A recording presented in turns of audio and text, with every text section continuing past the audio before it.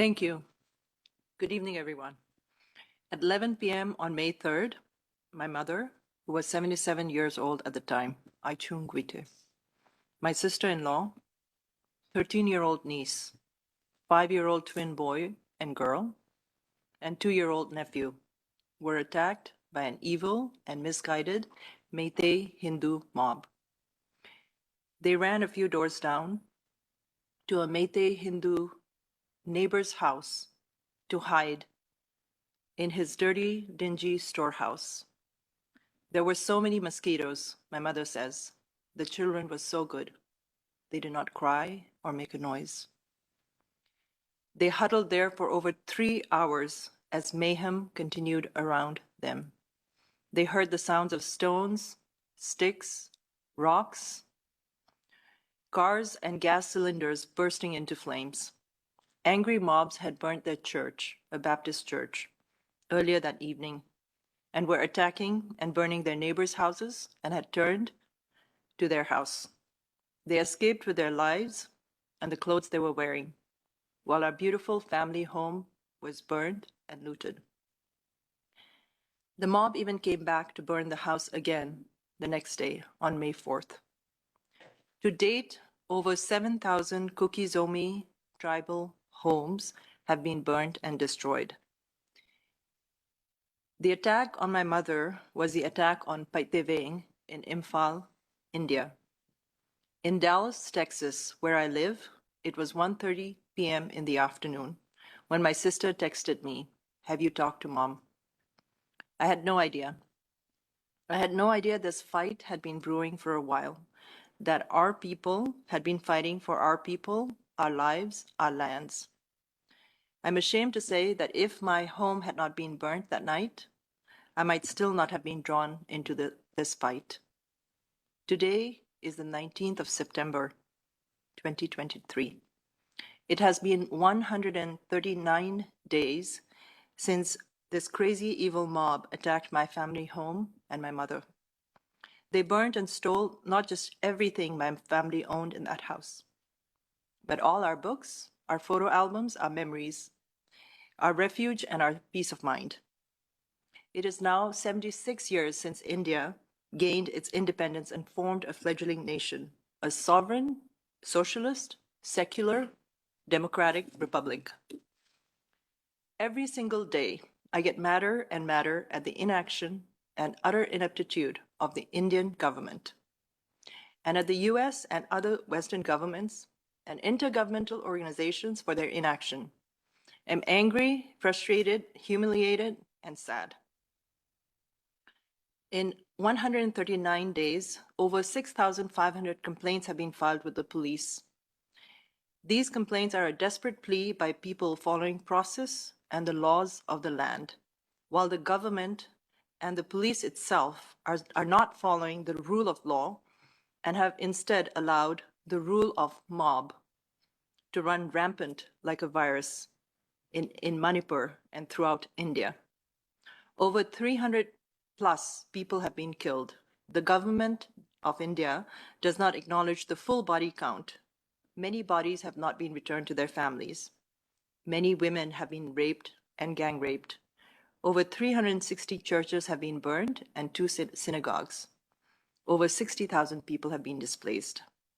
The Manipur State Police has allowed its arms and ammunition to be looted by the Meitei terrorists. The Chief Minister of Manipur openly sides with the Meitei terrorists. No state, central, or international aid has reached my people.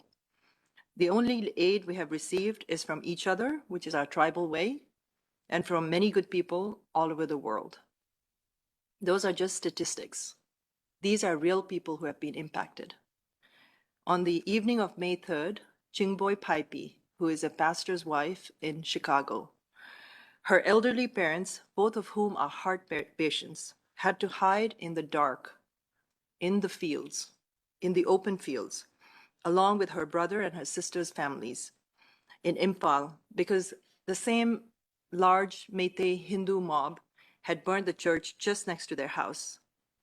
They stayed there all night and managed to walk to an army camp in the morning. They stayed there for over a week before they were transported to safety by the Indian Army. On May 4th, Mrs. Gozavung, 57, a Manipur government officer, and her son, Mr. Golal Sang, 27, were pulled out of their car by a Hindu mob of about 200 vigilantes and beaten to death. They were trying to get to safety to an army camp. Her daughter-in-law was beaten, had to be admitted to the ICU with multiple head injuries and fractured wrists and fingers. Her daughter, sister, cousin, and a 1-year-old grandson escaped with their lives after being sheltered by a Hindu family from the mob. They escaped in the trunk of their car after a day or two had passed. On May 4th, Mr. Vungsagin Balte, a Kuki-Zomi BJP MLA and advisor to the Chief Minister of Manipur, was beaten and left to die on his way back from a meeting with the Chief Minister. His security detail abandoned him and his driver at the hands of the mob. On May 5th, Florence Hangxing and Olivia Chongloy, two Kuki-Zomi tribal Christian women working at a car wash in Imphal, were attacked, gagged, and locked in a room from 5 to 7 p.m. They were tortured and gang raped.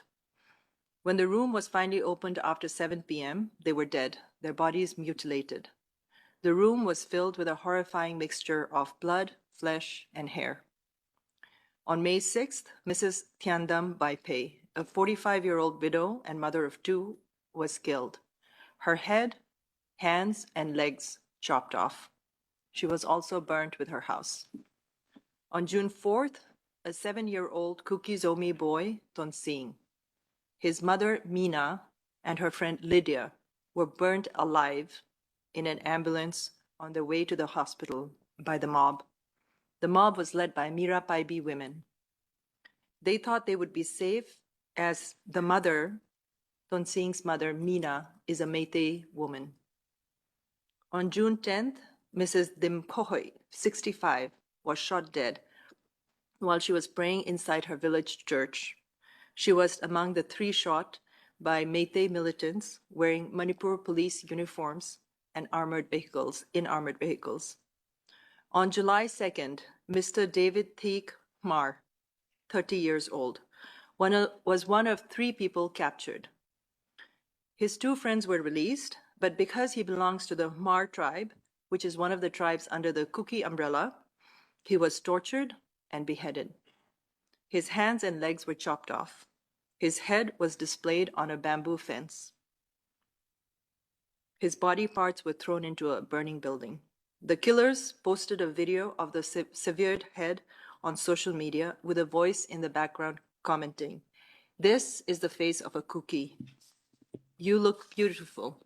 You look beautiful. We've been trying to catch you people for a long time." The voice ended with an expletive. On July 6th, Mrs. Don Ngaiching, 62, was shot and killed outside a school in Imphal. She was mentally ill, often seen wandering the streets of Imphal, and had refused to leave Imphal feeling she was safe. She was not. On July 19th, a video surfaced of 2 Kuki-Zomi women being paraded naked, molested, and gang raped on May 4th by Meitei mob.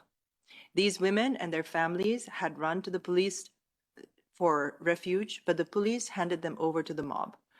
The young brother of one woman was beaten to death while trying to protect his sister. The husband of the other woman is an Indian Army officer. My name is Florence Nyanghoilun Lo. I'm a daughter of the Guite clan. The Guite clan belongs to the Paite tribe. The Paite are one of the Zo community tribes, the ones they're calling Kuki. We are Zo, Kuki, Thado, Paite, Mar, Gangte, Vaipe, Simte, and a few more tribes.